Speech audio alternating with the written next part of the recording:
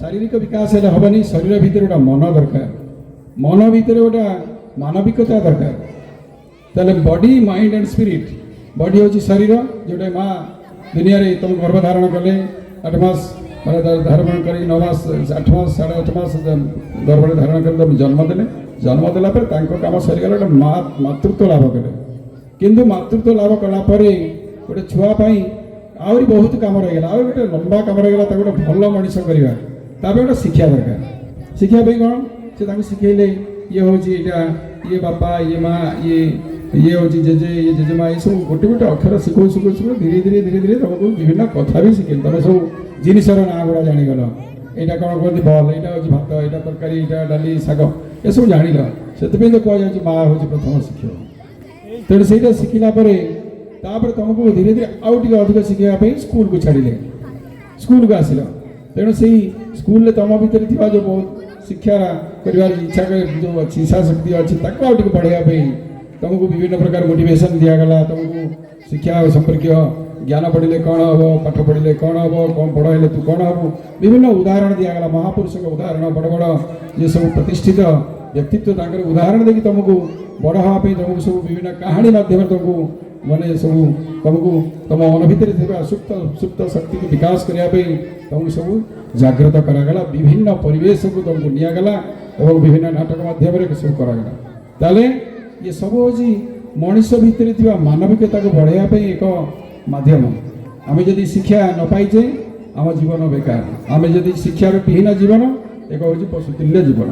तेणु आम भितर मानविकता को चिन्हवाई आम भितर व्यक्तित्व को चिन्हवाई गोटे शिक्षा दरकार मु कौन मु कहीं दुनिया का आसी मोर कर्तव्य कौन मोर परिवार प्रति कर्तव्य कौन समाज प्रति कौन मोर गुरुजन प्रति कौन मोर लघुजन मोर सान भाई भौणी कौन कर्तव्य अच्छी ये सब जानापी आमको बाट देखाए शिक्षा से कह शिक्षा को पाइबा आम भितर गोटे मानविकता दरकार सहित ये शिक्षा को पाइबा आम भर गोटे नम्रता दरकार नम्रता नम्रता ना शिक्षा लाभ रु वंचित हो तेणु से नम्रता को पाइबा तुम बहुत जगह तुमको योग ध्यान प्रार्थना घरे प्रार्थना करा माँ बापा तुमको बसुँच ठाकुर पाखे तुम प्रार्थना कर तुम मन को नियंत्रण कर शक्ति आसो तेणु से ही समय तुम जान वास्तव मो भर गोटे सुप्त शक्ति अच्छी प्रयोग करी प्रयोग कर जो कौशल बा से जो दिग प्रति तुम ध्यान बढ़ तेणु विद्या ददाति विनय कथार अच्छी विद्या ददाति विनय विनय दियाति पात्रतम धर्म प्रति धनम धर्मम ततः सुखम तेणु विद्या मनीष को नम्रता दिए से नम्रता ही योग्यता दिए से नम्रता माध्यम तुम शिक्षा लाभ कल शिक्षा लाभ कर तुम योग्य हो गल तुम गल डाक्टर इंजीनियर शिक्षक राजनेता साइंटिस्ट हेल वैज्ञानिक हेल तुम मिसाइल साइंटिस्ट हेल तेणु ये सब कलापर तुम योग्यता अर्जन है से योग्यता माध्यम तुम अर्थ रोजगार करने योग्य हो गला किसी तुम पारिश्रमिक लाभ कल से पारिश्रमिक लाभ कलापर से अर्थ को तुम विनियोग कर तुम स्वप्न को साकार कल तुम जीवन में तुम गोटे परिवार गठन कल से परिवार में तुम रही बापा माँ तुम स्त्री पुआ झी सब रही से पुआ झी को मनीष करने किसी अर्थ दरकार से अर्थ तुम योग्यता माध्यम तुम अर्जन कल एवं तुम सठिक प्रयोग कल तुम चिंता कर मो छुआटी कौ स्कूल पढ़ेबी मो छुआटी केमी मनीष करी कौन भी शिक्षा देवी कौन केमिया ड्रेस देवी केमिया बही देवी बही दे कौ बही दे ठीक भाव से उपयुक्त शिक्षा लाभ कर जिके बही देवी कौन जनरल नॉलेज विभिन्न जो सब वर्ड बुक्स अच्छी आनीदेवी एसे बही देवी सब आम जो वैदिक गणित बही देवी क्विज बही देवी ये सब जिनस आप चिंता कर से अर्थटी आप पाखे अच्छी आप समय थी आम जो पाठ पढ़ुलु आम समय तो ठीक भाव में गोटे जोता भी समस्त को दि जा पार परिवार जो 5 जन थे भितर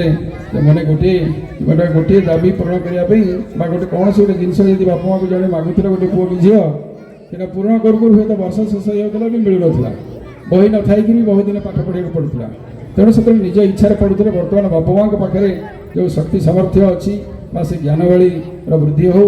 शिक्षार वृद्धि हो द्वारा कौन हो बापा माँ मैंने अनुभव कर आम जीवन में आम जहाँ पाइनु हेनु आम पिला निश्चित आम करूँ आमको जिते अर्थ भी हाँ जिते अर्थ भी आमको विनियोग करने को पड़ो आम आम अर्थर समस्या को पिला आगे रखू ना आमे चाहबू आम पिला को मनीष करने से ये हूँ बर्तमान बापा माँ स्वप्न तेणु से स्वप्न को साकार करने तुम मैंने मध्यम तुम मैंने जदि स्वप्न को साकार कर जीवन भी धन्य हम अर्थ जो विनियोग कर सी भी साकार हम और सी जीवन में जहाँ चाहती ना तुम मध्यम अंततः जीवन में अपूर्ण आशाटा पूर्णांग हम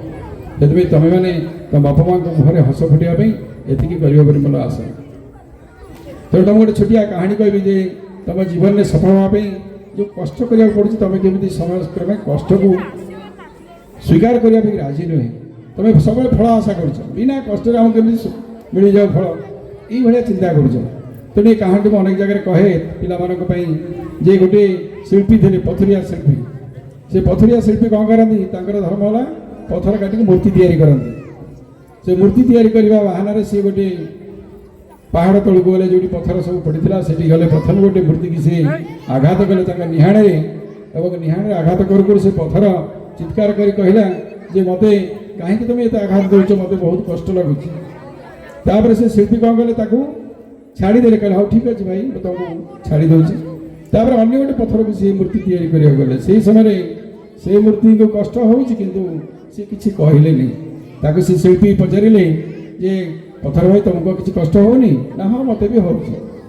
हेले भी मुझे जानी मूर्ति तैयारी मोर जीवन में किसी परिवर्तन आसो तुम मत तैयारी कले तुम जीवन में किसी भी लक्ष्य हासिल हम तेणु उभय धर्म रखापी मुझे आज नीरव रोचे मूर्ति तैयारी एक सुंदर माने मूर्ति तैयारी होगा से सुंदर मूर्ति तैयारी करने भितर से बाटे जन राजा जाऊे राजा टी जो देखले ए आगे बस तुम टे बड़ है जानी कौन कथार मूल्य कौन तुम जान तेणु तुम कथा को बंद करके पछरे कहले चलनी तेणु से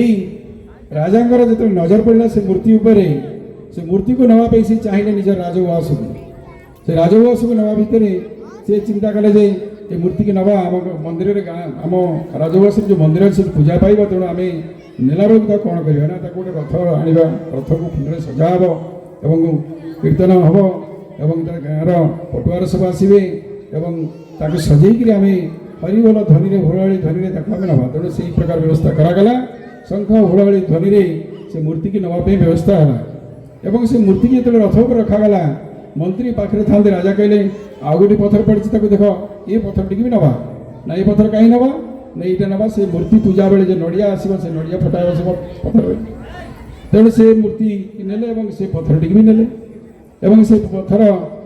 मूर्ति से पूजा पाइले मंदिर में प्रतिष्ठा करागला बहुत लोक समागम है प्रतिदिन भक्त मैंने आसिले नड़िया फटेले कौटी फटाला से जो पत्थर मूर्ति पाखे थी जो मूर्ति जो पत्थर टी फटाला से पत्थर किए जान से पत्थर हूँ प्रथम पत्थर जहाँ सी आघात कलापर से पत्थर चित्कार कला मत छाड़ी दियो ताकू छाड़ी देते किंतु तांकर भाग्य कौन अच्छी जीवन सारा नड़िया पहाड़ भोग करने तेणु जी पत्थर मूर्ति ही तैयारी हेले कष्ट सहिले सी जीवन सारा पूजा पाइले देहरे धूप दीप चंदन अगर सब लगिला किंतु जी कष्ट पाइले छाड़ीदे चित्कार कले सी कष्ट सही पारानी तार जीवन केवल नड़िया फटार आघात ही जीवन कटिला तेणु तुम मैंने यही गप माध्यम चिंता कर तुम कौन हवा चाहूच तुम मूर्ति ही पूजा पाइबा चाहूच ना नड़िया फटा हो तुम जीवन सारा कष्ट सहवाक चाहूच तेणु तुम दुईट रास्ता अच्छी यहीटा से रास्ता को निर्धारण करने यही बयस चिंता कराए आउ परिपक्व हो गले बयस जो मैंने तुम